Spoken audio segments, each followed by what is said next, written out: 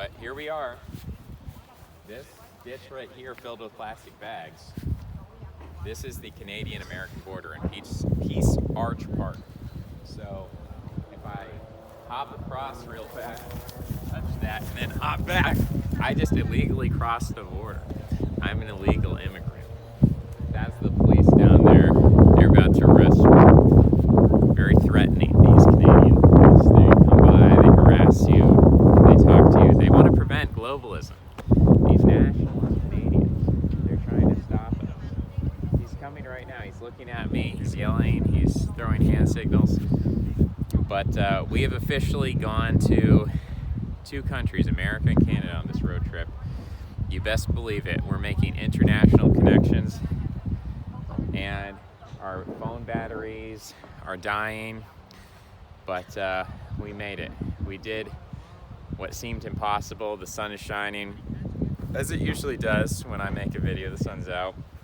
We're spraining ankles. We're eating chips, and there's good things coming our way. We're making connections with some very cool people, competent people, skilled people, people who put people before politics, deep leftists, and it's good stuff. We're going to continue growing this international community. We're going to continue bringing people together, laying the foundations for cooperation, entrepreneurship, businesses, Chinese yoga classes, fasting, cooperative ritual, and couples kissing in the park. We've got romance going on. Beautiful. It's the springtime. Love is in the air. I can just smell it. By the way, incel, I've already talked about it. It's not a real term. If you want to do that, you can go pay somebody. If you're like, no woman, well, you can pay a woman to talk to you, or other things. But what's real is the the involuntarily lonely. We've got to come up with a snappier phrase than in loan, but the in-loans are people who need social glue. They need religion, community, sports, clubs, something to bring them together, because they need that. It's like if you tried to get in the grocery store but you didn't have the key. There are a small 1% of people who are extremely social. You can drop them anywhere in the world and they will make friends. You've got another 1% where if you try to force them to be social, they absolutely will not make friends. And then there's a spectrum in between. And most people, hey, how's it going, man? All right, there's just cool Canadians running around, I guess. But anyways, so we're just having a good time here in Canada. And we're saying that the in-loans, the involuntarily lonely, who don't know how to enter the grocery store, we got to get them fed. We got to get that vitamin S. We have to connect these people. We have to figure out the people who are isolated, and we have to build structures and systems to bring people together, and that's actionable, and that's my type of politics. The city, bringing people together, the structure, the civilization, the organization, the cooperation. That's my politics, and any kind of politics that interferes with that because it places some other form of abstraction of we need to rewrite the Constitution, and this is how I would reconstitute the America, and I would create different borders and different... No, that is anything that doesn't help, anything that creates a negative, that prevents people from feeling comfortable. We need to build trust, we need to build comfort, we need to build familiarity, to know that we're on the same team, we're on the same side, and we don't need radicalism. We need to radically de-radicalize. We need to get back to basics, people helping people, not, oh, well, do you agree that we should have the anarcho-capitalist, anarcho-communist, crazy, monarchist society?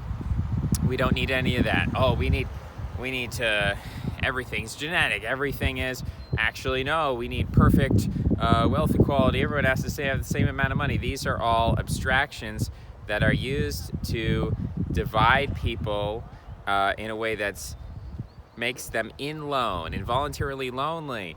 And we need to bring people together. We need to figure out what matters, what is actionable, what can we do. Life is about doing things. It's not just about thinking and theorizing. Those are tools that we use to navigate a complicated system. We don't throw them away. We're not becoming monkeys. We're not returning to monkey, but we're finding the proper balance. So right now we're out of whack. The rational thing to do sometimes is to think less and do more. That's the most rational, logical thing. If rationality and logical thinking serves itself in a never-ending cycle of regression, that's ultimately irrational. So let's put that aside, and the way that you stop that is just by doing things. You do a road trip, you talk to people, you meet people, you take risks, you try a new job, maybe you won't like it, you go to a new area, try a new hobby, a new skill, do something you've never done before. Find the thing that you're afraid of and you confront it, and that is how the rubber hits the road, and that's when we discover what is important and what is not important. That's when we discover we've created mental habits of consciousness that are prisons, that entrap us, that don't serve us, rather than being that ark which insulates us from the poisons of the world and the social flooding that protects us as we navigate and go along those waves. These become social prisons and blocks of concrete on our feet that sink us down to the bottom of the ocean and drown us. So we need to figure out what's what, figure out, yes, we need to free our mind from the prison of ideology so that we can once again have friends, comrades, brethren, but we also need to confine ourselves to the social realities of the world and say, yes, these are things that I cannot change. I'm not going to worry about national politics. I'm going to vote because I'm not going to spend 50 minutes explaining a principled stance on why you shouldn't vote. No, I'm simply going to take action. I'm going to be cynical about the things I should be cynical, but I'm also going to dream big and have huge ideals that I want to have this park next year. I don't want to meet just a couple people. I want this park filled with 2,000 people, and we're going to have music and we're going to have dancing, and there's going to be food. It's going to be amazing. So that's my ideal, is bringing people together. Not I'm going to reconstitute politics in the way that I want. No, politics is about people. It's about change. It's about action. We got to get out of that prison of abstraction of, well, what if this? What if that? What if we had a government where, through arranged marriage, we created no. We're done with that. We're going to argue against it. We're going to realize the drawbacks of it. We're going to realize the destructiveness of that. We're going to realize that the way that these hot button issues are used to trap people and get them occupied with things that have nothing to do with their life. They become obsessed with sports. They become obsessed with politics. They become obsessed with video games. These are simulated realities. These are prisons that simulate reality, but they actually prevent you from using your limited time and energy to love and to build up and to cooperate with one another and to trust each other. We need to get back to it. So this is my message. We're working on it. We're recruiting other people. We're refining the message. If you think the message is bad or incoherent or needs improvement, don't just criticize. Don't just sit from the sidelines and spit. Cooperate. Have a debate. Discuss. Meet with me. I want to help anyone who's willing to help me. We can build something together, but that takes a modicum of trust. Everyone, I think, deserves one chance. Maybe not infinite chances, but you give everyone one chance. And the concept that we have of social risk in our head, it is based in our history. It is based in our tribalism, that if you die as an individual, it's just your life that's gone. But if you die socially, that impacts your cousins and your family. And so from that historical perspective, I understand why people are so afraid of sociality, but really there's nothing we can do without sociality. If you're an antisocial person, you need some kind of link to society. If you're creating Temple OS in your basement, you need someone who can recognize those talents and recruit you to be beneficial for everyone else, or else it doesn't matter.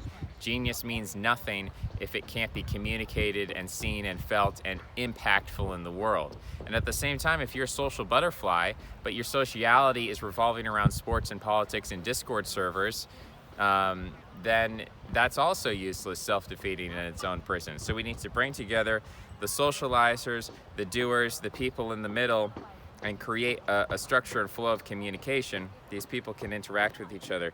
That's what I'm trying to do. We're trying to start businesses. We're trying to start clubs, friendships, partners.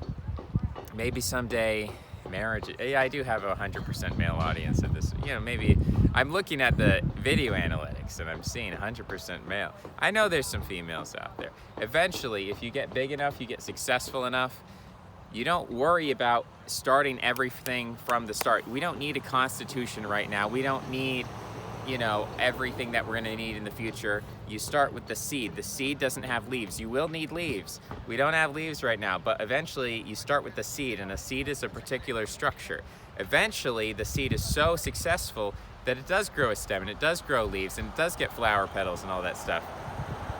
But at first, the seed's goal is not reproduction. The seed is growth.